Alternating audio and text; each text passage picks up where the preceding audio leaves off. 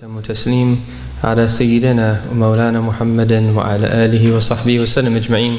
سبحانك لا علم لنا إلا ما علمتنا إنك أنت العليم الحكيم ولا حول ولا قوة إلا بالله العلي العظيم. Alhamdulillah, hope all of you are doing well. This is the first session of a few sessions on the topic of Dawah. Sorry about that. Of Dawah. And the first thing that we need to do is to put this aspect of our deen in context.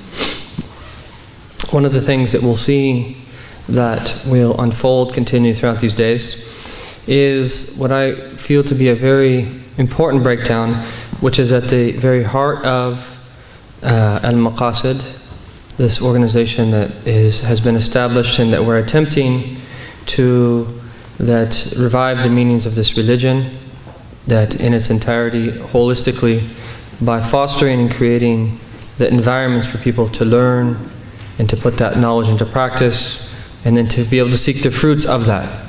And one of the very convenient breakdowns that we find, we mentioned it yesterday, and that will explain a certain aspect of it in more detail, is what you could call, as they've been named by my teachers who developed this name, Al-Maqasid al-Thalatha, the three objectives, if you will. There are three learning objectives, would probably be a more idiomatic translation. And that part of that is knowledge, ilm. And that we'll be going into more detail at a later point of what exactly that means, knowledge. That's one aspect of it. And that has different sciences that are associated with it. That has different classifications that are associated with it. But we'll save that topic for later. The second aspect of that is suluk, spiritual wayfaring. And that if you'll notice under the Al-Maqasid banner that we've titled it, the subtitles, knowledge, service, knowledge, devotion, and service. We've chosen the word devotion because I think that conveys the best of what we have, at least of the English words that I've come across, that the essence of what this is about.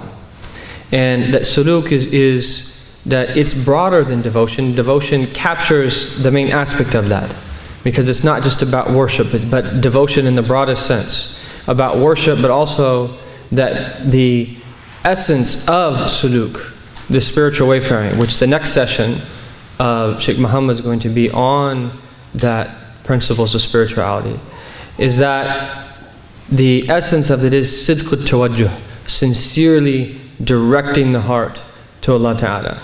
And that, in other words, devotion, devoting your heart to God. And that again, that has different dimensions and different classifications, that we will save that discussion as well for later. But then the third part of this triad, or this tripartite breakdown, is Dawah. And this is a word that has been used and abused and misused at times, and that, unfortunately, that sometimes it conjures up images, like other words when people hear them, that aren't according to the whole reason that these words have been used in the first place. Right? You'll see other words that are like that. These words like jihad, these words like sharia, these words that oftentimes conjure up images in people's minds, Muslim and non-Muslim alike, that are diverted from their very positive and encouraging meanings that are embedded in them. So that if we look at this word da'wah, is that it stems from a root word, da'a yad'u, which simply means to supplicate. Or it could also mean to call, da'a yad'u.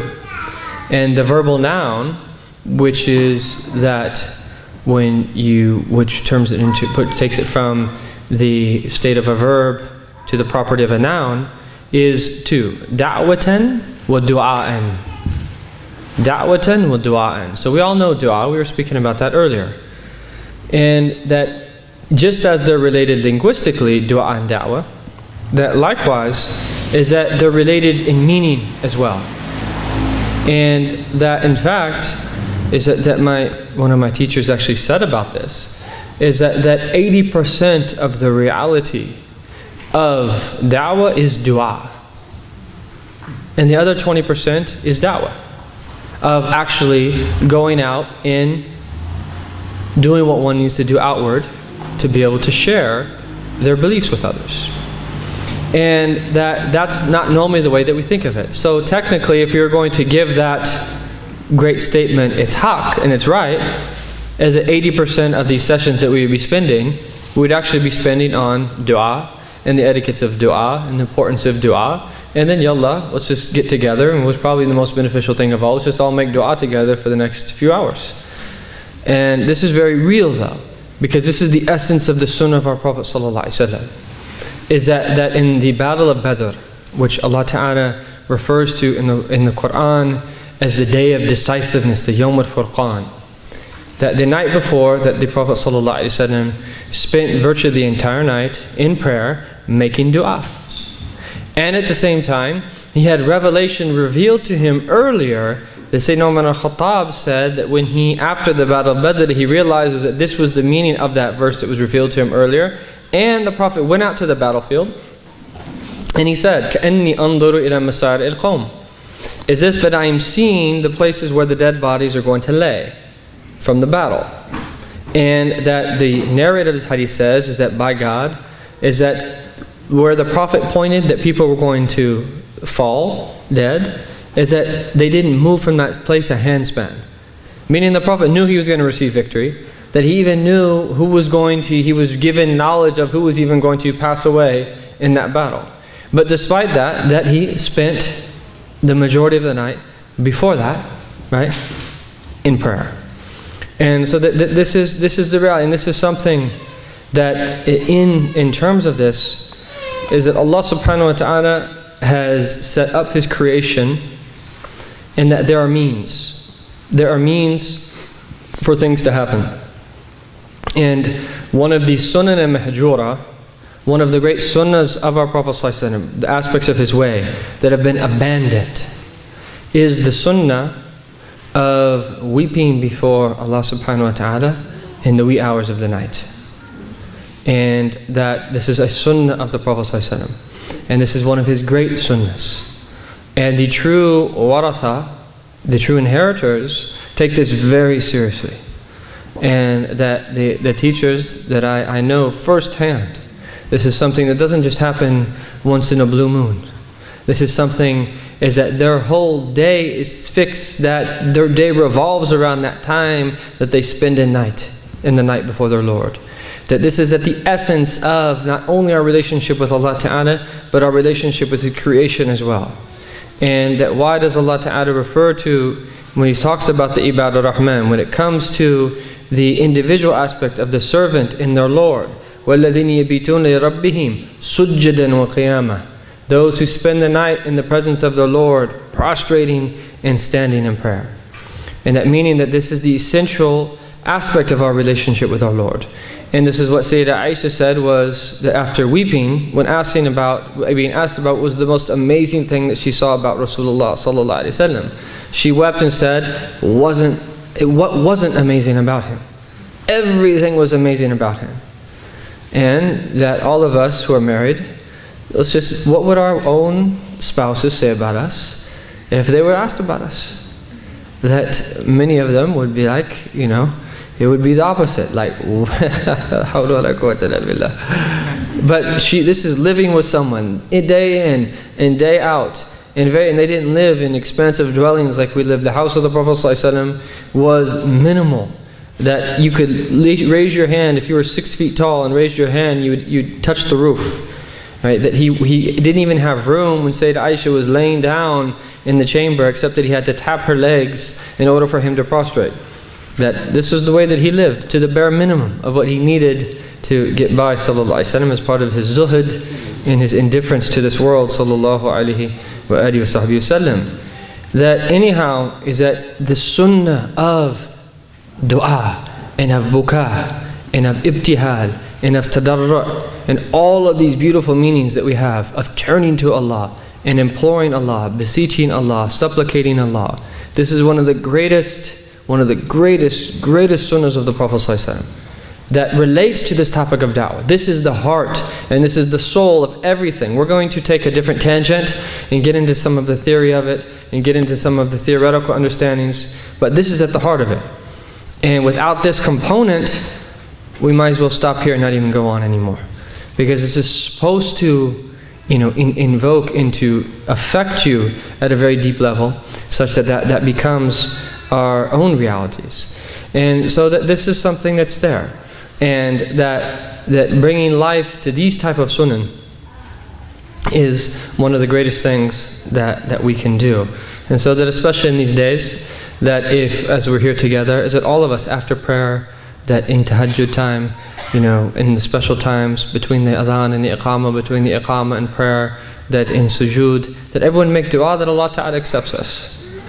And that Allah Ta'ala forgives us, and that Allah Ta'ala bestows mercy upon us. And we should have high himmah and have high spiritual aspiration. Is that we should have a high spiritual aspiration. That when we come together like this in these blessed times with so many blessed people, that inshaAllah that we attain great things. Because there's different things that you can attain in these type of gatherings and that in these type of retreats.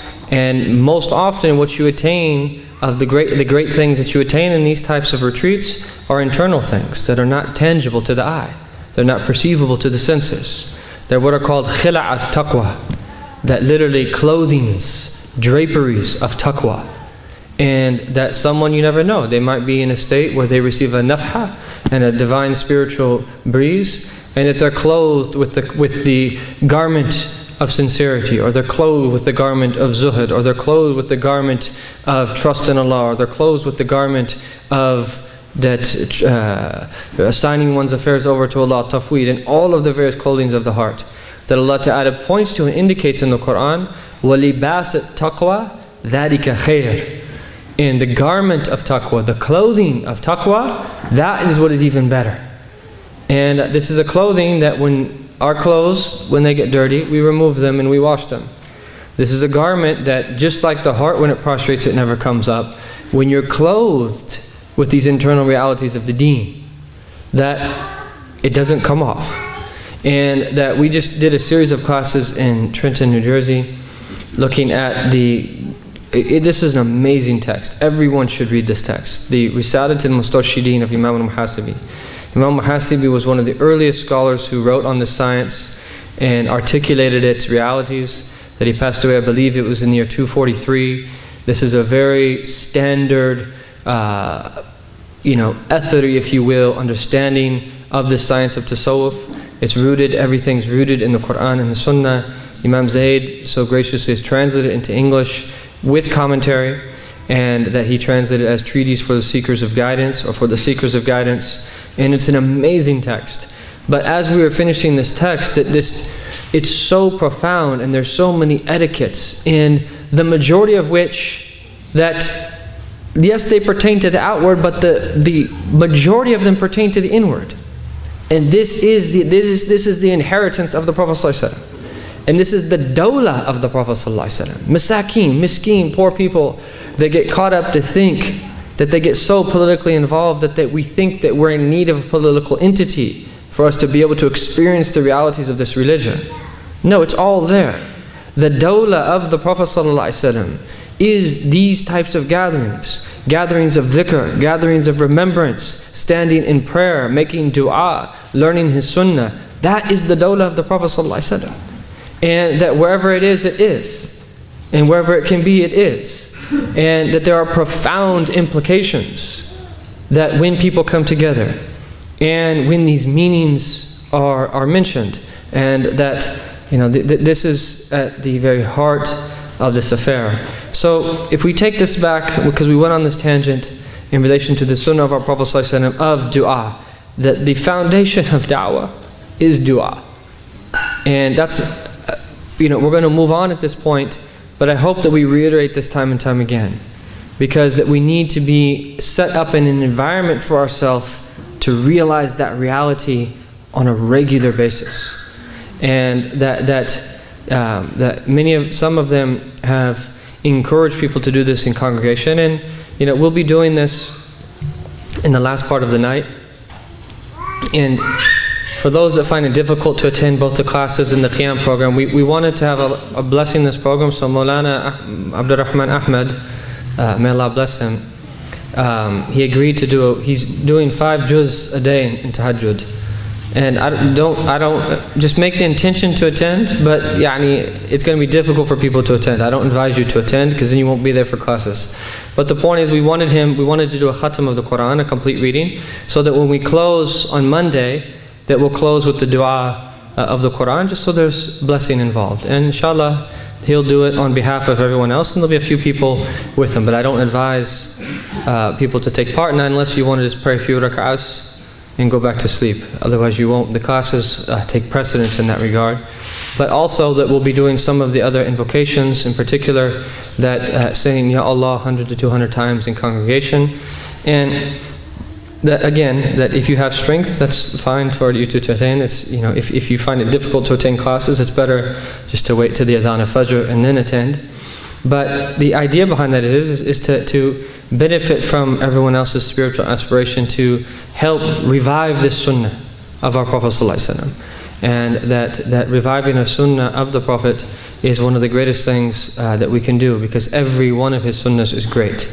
And that were it not to be great, that why would the Prophet ﷺ have said, "Man ahya sunnati anda fasadi ummati falau ajr 50 shahida." That whoever brings life to my sunnah, a sunnah, that my sunnah has become corrupted, is diverted, is that he will have the reward of 50 martyrs. And then the companions asked, "Minna aw minhum ya Rasulullah?" From us or from them, O Messenger of Allah? They said, "From you, because you find people to assist you in good and they don't find people to assist them." And then another narration that the Prophet said, sallallahu alaihi wasallam, in Al-Bayhaqi, "Man tamassaka bi sunnati anda fasadi ummati falau ajr 100 shaheed." Whoever adheres to my sunnah when that my ummah has become corrupted, is that they will have the reward of 100 martyrs. And the idea being is that the more difficult the time, that the more divine amnesty there is. That the more difficult the time, the easier it is for acceptance. And this is the blessing. We have a merciful Lord subhanahu wa ta'ala, alhamdulillah. And that this deen is yusr. This deen is a deen of ease. And that it doesn't negate us putting in effort. We have to put in effort. But in that this deen is a deen of ease, and that we should approach it as such. So, as for the other aspect, the 20% is what we're going to be speaking about now. This word da'wah is related to dua, but da'wah literally means in this sense an invitation. It's a call. So da'a yad'u also means to call. Okay, so that if you invite someone over to your house for dinner, da'awtuhu lil asha, I called him, invited him for dinner. Okay, or that you would also use it in the sense of to call someone, that I called them, so da'awtuhum. And in this sense is that this is the understanding of sharing this deen with others. This is a part of our religion. Whether we want it to be a part of our religion or we're embarrassed for it to be a part of our religion, this is a part of our religion. And that, you would be surprised. I just met a man not too long ago in Detroit, Michigan. He's a white middle-class convert to Islam. His name is Dave. And it was just really interesting that he had met this, he had this Muslim friend doesn't matter their background, but anyways, that he had this Muslim friend for like 15 years. And that this person was interested in Islam for a long time, and that his friend was caught up, and he wasn't practicing as he should, and that he used to tell him that he used to have to sneak out during lunchtime to eat food in his car during Ramadan and all these types of things. Anyhow, that he didn't want Dave to go to the masjid, because he was fearful that if Dave went to the masjid, he'd have a good experience, and then he would get back into his deen, and then he would be exposed, because he's Muslim and he knows better, and if his boy Dave is practicing now, it's a problem. So he literally tried to prevent him. But then Dave said, why? there must be something in it. The fact that he's preventing me. So he goes to the masjid, and he knew the hadith that يعني من تقرب إلى الله يعني شبرا تقربت إليه ذراعا. He knew that hadith, that if you draw near to Allah a handspan, you'll draw near to Allah Ta'ala will draw near to you a cubit, an arm's length, and so forth. So he knew that hadith. He said, if I go to the masjid, I know I'm exerting energy, and Allah is going to provide me, open doors for me. So he goes to the mosque, and subhanallah, he meets wonderful people who turns them on to other people, and the man converts. He just converted in just before Ramadan. I was just with him recently, and subhanallah, that he converted to Islam. And one of the things that he was saying, which is why I mentioned this story, he's like, why aren't people sharing this faith? He's like, why aren't people sharing this faith? He said, here I have someone who was a Muslim trying to cover it up, and like, once I was exposed to this faith, right, why aren't they sharing it? Right? And this is the reality of da'wah, is that it's nothing other than being the reality of your deen. That da'wah is not some, mechanical way of presenting. Da'wah is just you being you, who you are, believing in what you believe, practicing as you practice, having the character traits that you have, and being who you are. That's the essence of what the reality of this faith is. And that yes, at times that you share that, and yes, at times is that you convey what you believe. But the whole purpose of that is for the benefit of people. Is that there's high, noble objectives to it, and that it relates to a very subtle reality of how Allah subhanahu wa ta'ala has created the human being, has created His creation. Is that there is no neutrality. There is no neutrality. Is that in every single moment, in the deepest metaphysical sense, you are either calling or you're being called. There is no neutrality. We were talking about entropy after Fajr today. That unless you are putting in actively energy to combat entropy of all different types, is that your state, socially, spiritually, or whatever else it might be, is going to lead to disarray. There is no neutrality. And so meaning that you're either asserting yourself, or you're either setting yourself up to be having something asserted to you. This is how it is. And even at the level of our own selves, is that, as Imam al-Shafi said, is that your own nafs, you either preoccupy yourself, you either preoccupy it good, or it will preoccupy you with other than good. So there is no neutrality. You have to consciously live and be who you are. And that, one of the things that I think is so important for us is that we live in a society that is not shy to spread. I mean, there's good aspects of our society, but I'm going to focus on some of the negative aspects. Oh, thank you, brother.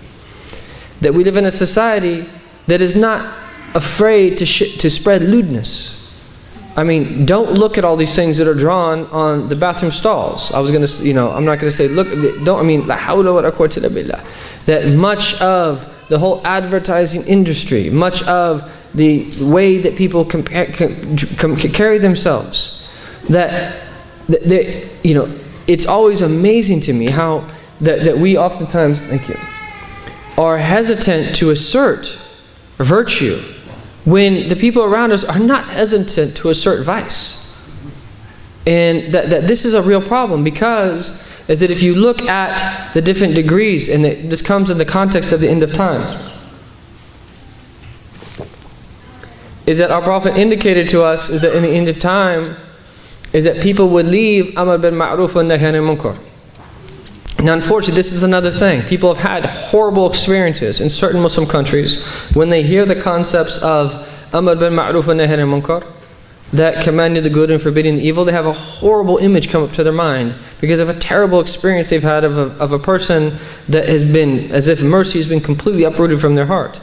This is a noble thing in and of itself. This is a positive concept, and even translating it as that, al-amr bil ma'ruf, commanding to good, maybe we should think of an alternative translation that conveys it idiomatically in a way that shows us as something positive. And it's not just mean people that think they're following the sunnah of the Prophet ﷺ being harsh on people. That's what people think of when they think of Amr bil Ma'ruf wa Nahy anil Munkar, where that's not at the heart of this whole issue. Right? The heart of the whole issue is that even when you read, if someone would ever read the ahkam, the legal rulings associated with it, is that one of the foundational principles of Amr bil Ma'ruf wa Nahy anil Munkar is gentleness. Is that you're supposed to convey, if you can convey it gently, you have to. You cannot convey something harshly if you convey it gently. And that there's many other rulings that are associated with it. However, that this is something that we need to understand, is that we shouldn't feel that because of, oftentimes, with many people, the widespread moral depravity, is that we have to feel that if we're going to maintain uprightness, is that we have to hide that we should be able to contribute that according to the way that we view things. So, that having said that, this treatise that we're going to be looking at in Arabic, it's titled At-Tawali' As-Sa'diyah, that felicitous ascensions, and that it's an elucidation of the duties of the individual call. And this text was written by one of the students of one of my teachers, Sayyid Muhammad Abdurrahman al-Saqaf, who was based in Jeddah. And this is a very introductory treatise that tells us and prepares the way for us to understand that what is the reality of the way that we view the theory of this topic that we're going to call da'wah. And we'll just leave it at that. Sometimes is that it's better to leave these words untranslated, as that Muzaffar Iqbal, Dr. Iqbal mentions in the beginning of his journal, his recent journal, where he talks about the words, some of the words that they're better left untranslated, and how that this was part of that the way Islam spread to different countries. There are certain words that they became a part of the language, and that when you translate it, no matter how much you translate them, is that it doesn't convey the essence of it. So it's just part and parcel of it, that there are certain terms that is better just to leave, let them become part of the language, and their understanding will be there. And that at the same time clarifying their realities. Okay? So that he's going to begin this by saying, in the name of God, the Beneficent, the Merciful. Now we're in Appendix E. Praise be to God, who has made us the best community brought forth for mankind, enjoining good, forbidding evil, and believing in God. And may peace and blessings be upon our Master Muhammad, the mercy of God unto the world, the hold of absolute permission to convey on behalf of the real, transcendent and exalted be He. Allahu Akbar. He, majestic is He, said, O Prophet, indeed we have sent you as a witness, a bearer of glad tidings, as a warner, as one who invites unto God by His permission, as an illuminating lamp. That is the essence of everything that we're going to be discussing. Ya ayyuhan nabiyyu, inna arsalnaka shahidan wa mubashiran wa nadhira. That, O Prophet, we have sent you as a witness, a bearer of glad tidings, and a warner, and then what? Wa da'iyan ila Allah. Not da'iyan calling to anything else, not calling to himself, not calling to this, not calling to that, not calling to the world, not calling to ilallah. The essence of this call that is to Allah subhanahu wa ta'ala. And that if we reflect, we've all heard that verse, and we've heard that verse many times, but reflect upon the profundity of that. That this is the essence of religion. And that if anyone tries to tell you otherwise, or tries to steal this from you, that hold on to this tightly. The whole purpose of the Quran and the Prophet, and all of the targheeb and the tarheeb, and the encouragements and the warnings, and all the different themes of the Quran from beginning to end, and the sending of the messengers, and everything else that we have, وَدَاعِيًا إِلَى اللَّهِ. It's about arriving to the knowledge of Allah. That is the essence of everything. And all of the outward measures that we have, from the ahkam of the sharia, to the axioms of the sacred law, to the universals, and everything else is for this purpose. Everything should be leading to that. And it's one of the greatest pitfalls of people's approach to religion, is that they take the means as the end, and they forget that what's it pointing to. because you have to have wisdom, not only knowledge, to be able to understand how the outward relates to the inward and when to apply that outward in order to create a sense in the human being of what's important in terms of the goal that they're trying to attain. But not only da'in Allah, da'in ilallahi bi'idhnihi. Allahu Akbar. That is really profound. Allah subhanahu wa ta'ala has given unconditional, absolute permission to Sayyidina Muhammad sallallahu alaihi wasallam to call to His presence. What's an example of this? That oftentimes when we talk in these types of terms, that it's a bit abstract. Like, what are you really trying to get at? Well, let's look at Haritha. What happened in the story of Haritha?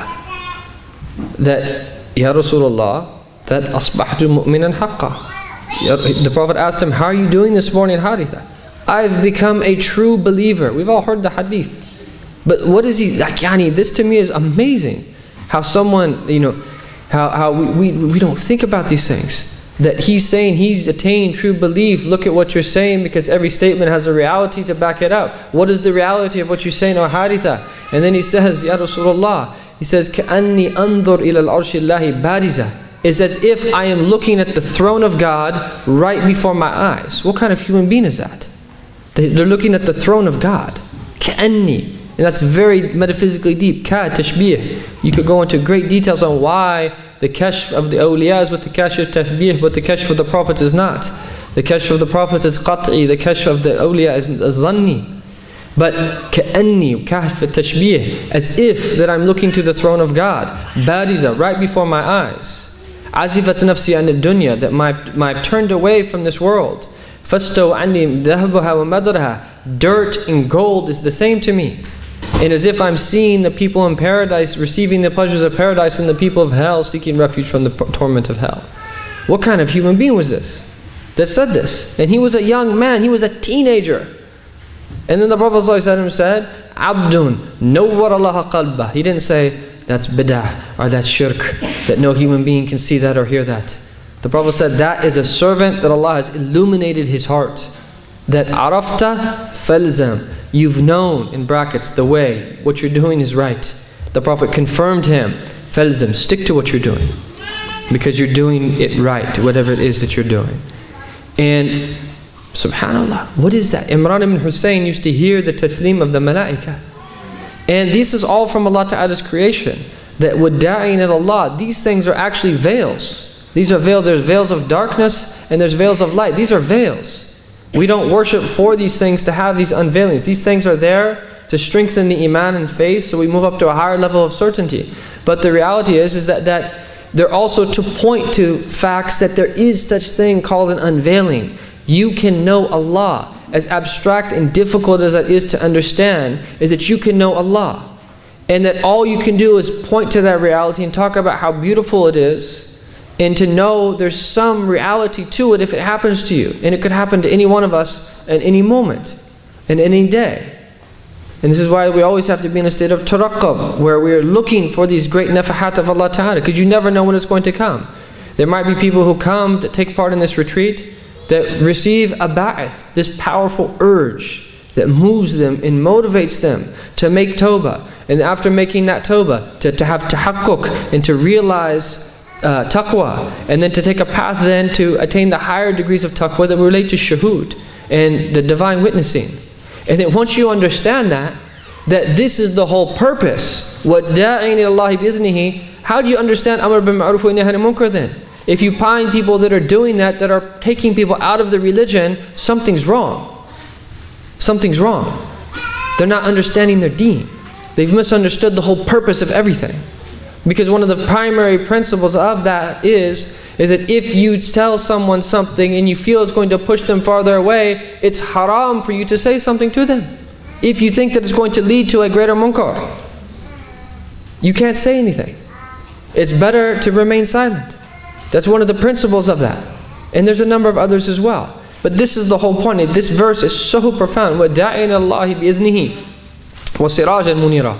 And a radiant lamp. And you could go on and on and on about this topic, about who the Prophet ﷺ was, who the Prophet ﷺ is, and who Sayyidina Muhammad ﷺ will be.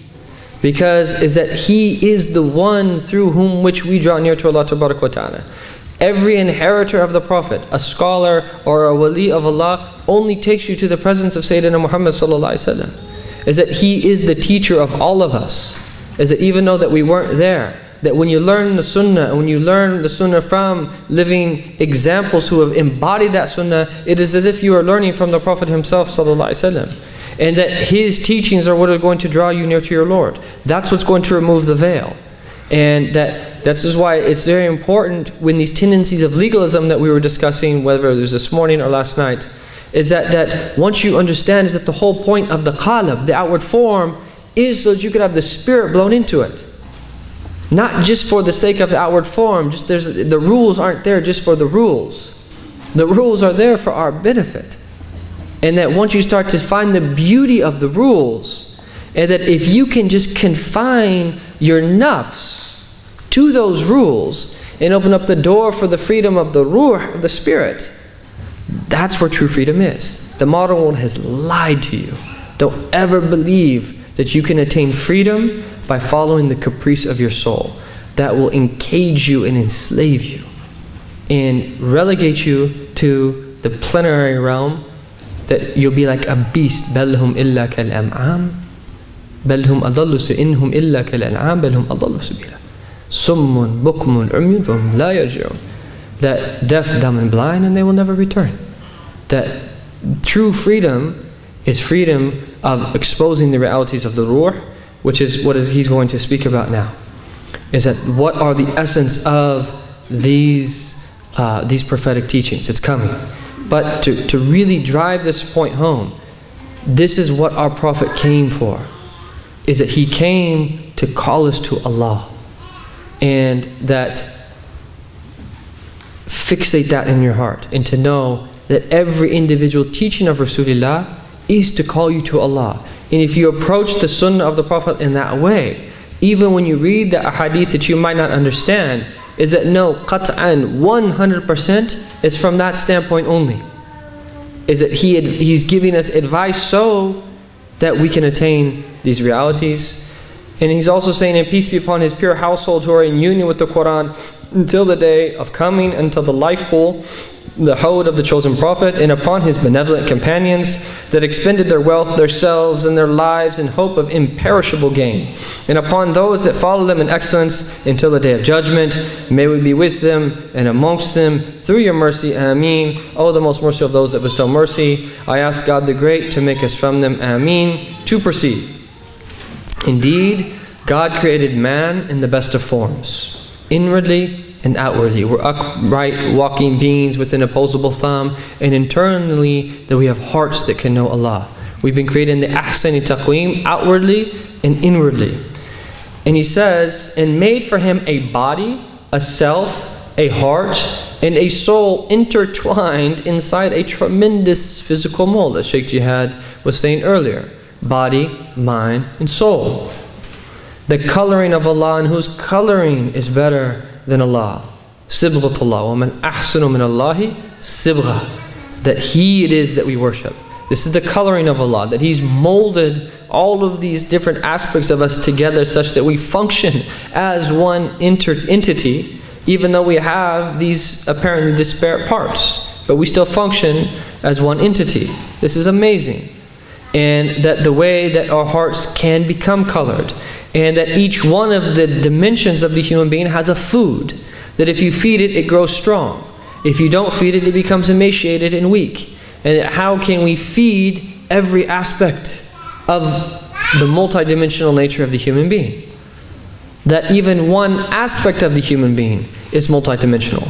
What we did this morning, even though we only did the meditation for 1 minute, and tomorrow we're going to do it for 10 minutes, that was really amazing. The meanings that come to your heart when you really just stop thought and think for a minute and reflect.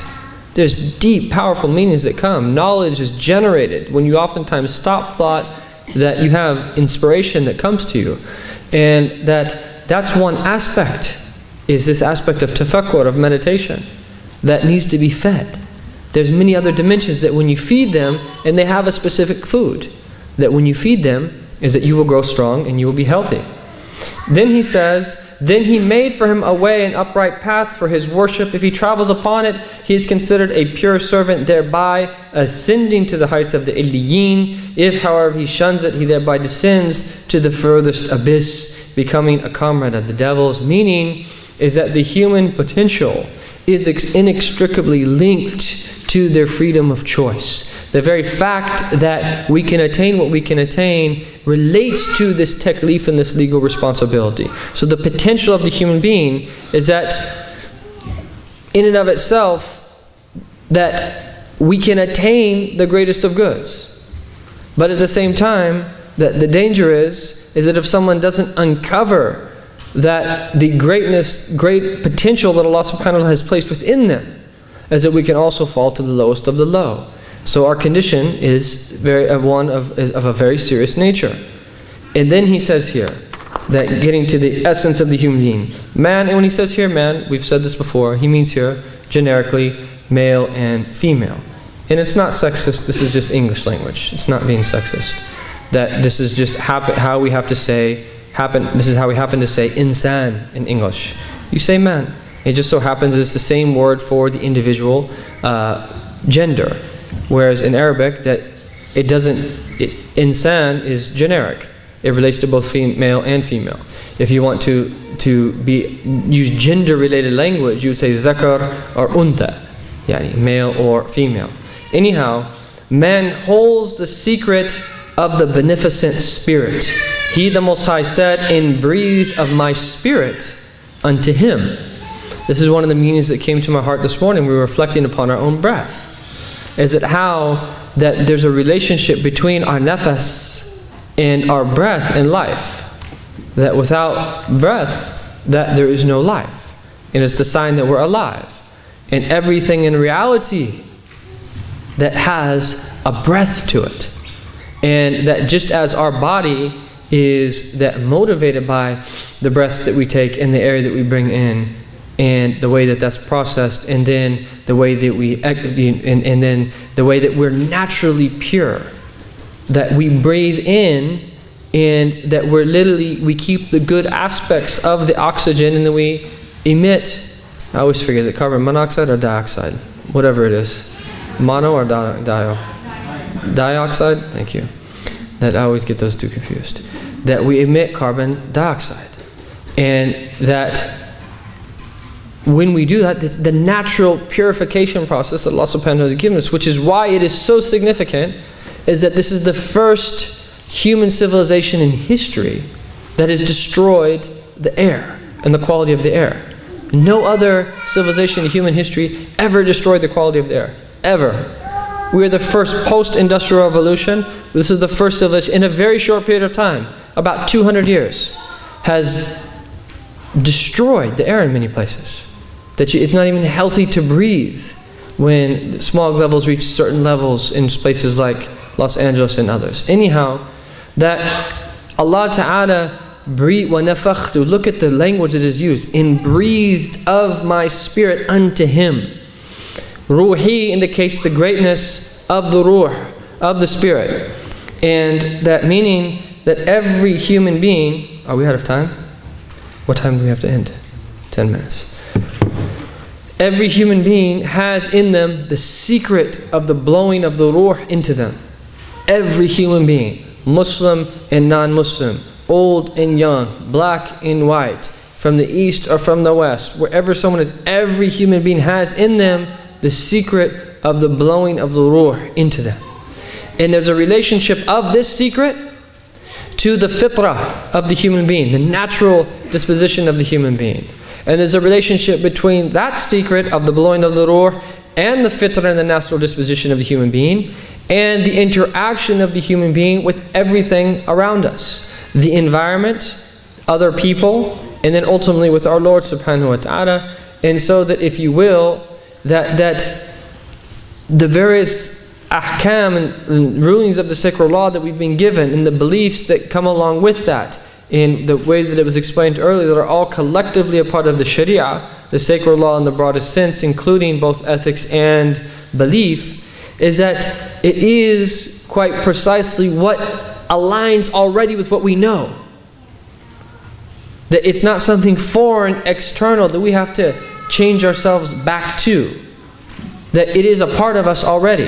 So in a sense, yes, that we are coming back in tune with that. But in another sense, is that it's already there to begin with, as the default position for every human being. So in other words, is that the prophetic teachings are only withdrawing and evoking from us what already exists within us. It's already there. It's just there to move it out and to cause it to stir up and to come to the surface. Just as that you have tea that has in it sugar, if you don't stir the tea, is that you don't taste the sweetness of the sugar. It's already in the tea. And if you just merely stir it, khalas, then the sugar mixes with the tea and it tastes sweet. Every human being has that potential within them. And it relates to the fitrah, and it relates to the breathing of the spirit the breathing of the spirit into the human being. He therefore, in accordance with his natural primordial state, inclines towards his origin, which is in essence spiritual. So the foundation and the most important aspect of the human being is the ruh.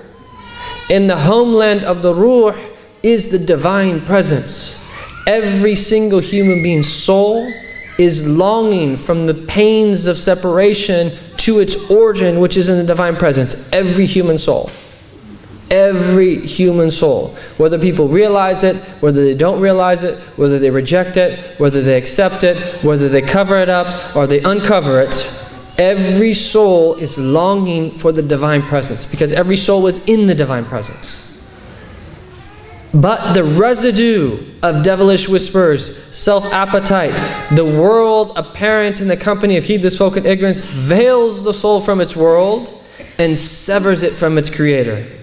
Connection and proximity to whom, majestic be he, is the cause of every type of felicity.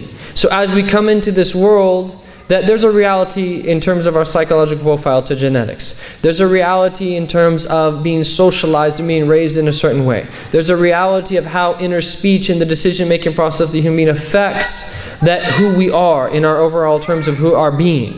But the whole point of all this, despite all of that, for this reason God sent His messenger prophets to remove these veils from man and to awaken their sleeping hearts and their confused minds by reminding them and arousing the primordial faith that is concealed inside them.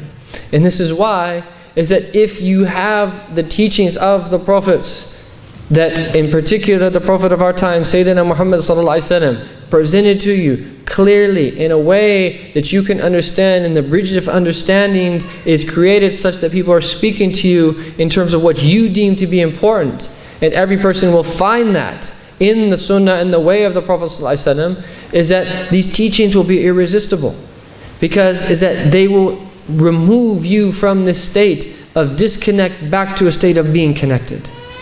This is the path of the prophets and the callers unto God. He the Most High says, therefore I remind, and this is why Allah Ta'ala says remind as opposed to just tell. We already know. We just need reminders.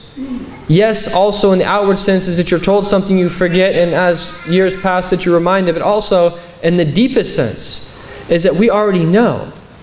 We know, your soul knows reality. It's all there under the surface. You just need to be reminded of that reality. Therefore remind for reminding prophets, the believers, He the Most High says, for you are but a reminder, you have no authority over them. The Prophet ﷺ didn't come to force anyone to do anything. La ikraha fi d-din, that there's no compulsion in religion. And there's a particular understanding of that verse, yes, because there are penal punishments that relate to the Islamic State for particular reasons. But aside from that, in general, in relation to forcing other people, there's no ikraha fi d-din. There's no compulsion in religion. The Prophet came to convey the message. He came to convey this message, and here it is. And this is why that one of the beautiful statements of Shaykh Nuh Keller, and he has an article, if you want to Google it, it's worth reading. I think it's important. Islam is not a cereal. And one of the things he says in this article is that the truth doesn't need to be changed. The truth is the truth. That if you try to, maneuver around the truth to explain things in a way that that divert from the truth, you're actually doing yourself and others a disservice. The truth is not in need of, it's not in need of adherence to the truth. People are in need of adhering to the truth. And this is why that the foundational message of the prophets is a message of just conveying what their Lord subhanahu wa ta'ala has informed them. We'll just read through this and stop there. Verily God sealed messengership with His beloved Muhammad sallallahu alaihi wasallam and made him a bearer of God tidings and a warner for the entire creation, assisting him with an absolutely perfect way that is appropriate for every time and place, and prepared for this way all necessary means for its continuity, dissemination, establishment. From the greatest means that the beloved brought is that He infused into the hearts of His followers concern for calling unto God, and He thrust upon the shoulders of every Muslim responsibility for holding deep concern for the affair of his community. He said, whoever does not show concern for the affair of the Muslims is not from them. God, transcendent and sublime as He, has made the hearts of His servants crave the establishment of this affair, and that He considers those that call unto Him in adherence to His beloved Muhammad, casting such people into the prophetic sphere, thereby attaining union in the two abodes. He, the Most High, says, say, this is my path. I call to Allah clear-sightedly, I and those who follow me, transcendent is God, and I am not among those that associate others with Him. And that the greatness of this is that this is the way of the Prophet. Ana wa man ittaba'ani. Is that this is the greatest way to have this true ma'iyah and witness of Sayyidina Muhammad sallallahu alaihi wasallam, the prophets that came before, is by following in their footsteps, particularly in this regard. Then for the benefit of those that desire to establish His message from the latter generations, the beloved illustrated the best and most perfect principles and methods for calling and dealing correct with creation. He, the Most High, says, in the messenger of God you have a good example for him who hopes in God in the last day and remembers God much. In this small and humble work I will make mention of that which I have understood from those methods, and I will also mention the individual call, which is an aspect of this mighty mission. I have arranged this tract into chapters. I ask God for it to be of benefit to all those that study it. Ameen, O God, Ameen. And that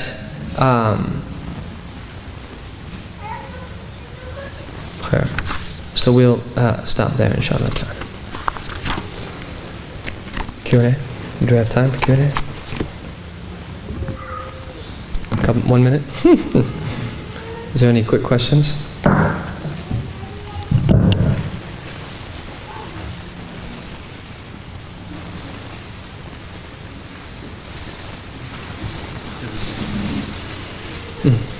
of the things you mentioned is that you're either not asserting yourself, you're being asserted upon. So do you have any recommendations for creating sort of ability to be kind of upward moving? So for example, like your barrage with media, advertising, social media, constantly.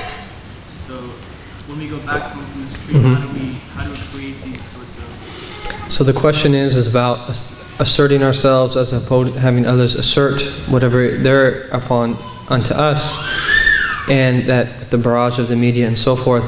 I think it's twofold. There's the long-term solution to that, and then there's the short-term. The long-term solution of that is going to take a lot of serious hard work and training and investment and establishment of institutions where we really take this thing seriously, where we come to understand the intricacies of the Western world in which we all live and how we can present the realities of our deen to the context that we're in.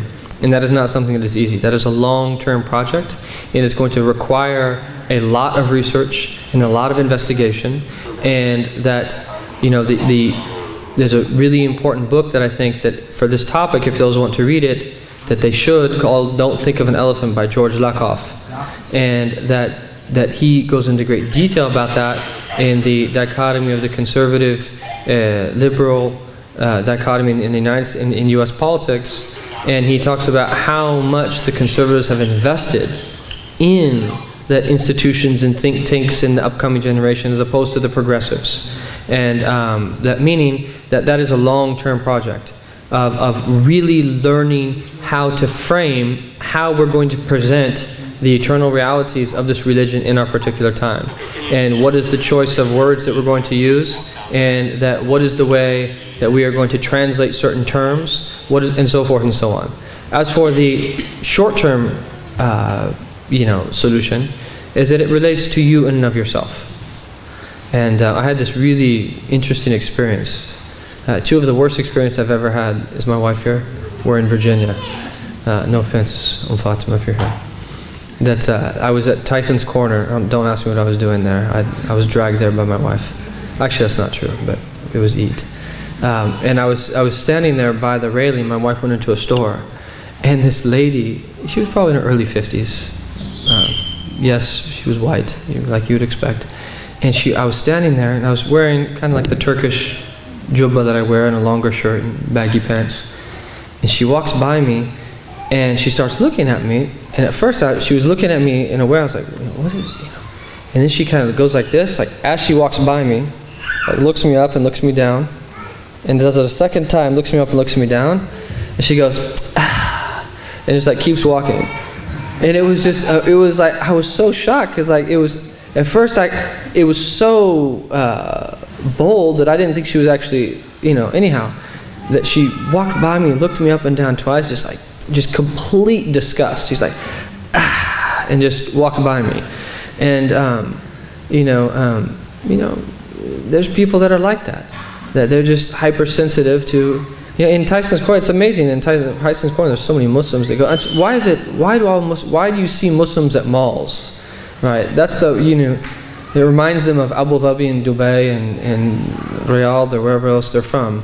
But it's unfortunate. If you want to see Muslims, just go to like the nice malls, and you see Muslims all over the place. We should be seeing them in like good places, and anyways, I don't know why I mentioned that story. What were we talking about?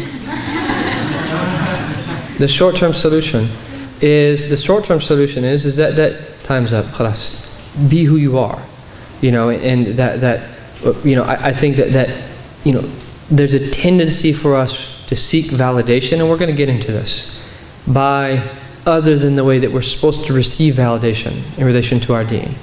And that once you understand that intellectually you don't let yourself get subjugated to that, and that you tap into our resources on how to self-define ourselves, that theoretically through knowledge, but most importantly, deeply from within. And one of the greatest ways to learn how to self-define ourselves is what we're doing in the morning, the practical aspect of learning how to think properly and meditate and reflect. That's an important aspect of it. Learning how to make dhikr properly, which is what we're going to do now, and so forth and so on. Is that learning how to self-define ourselves and what is the goal of this religion. And once that becomes a part of you, is that your being in and of itself will break through all those dichotomies.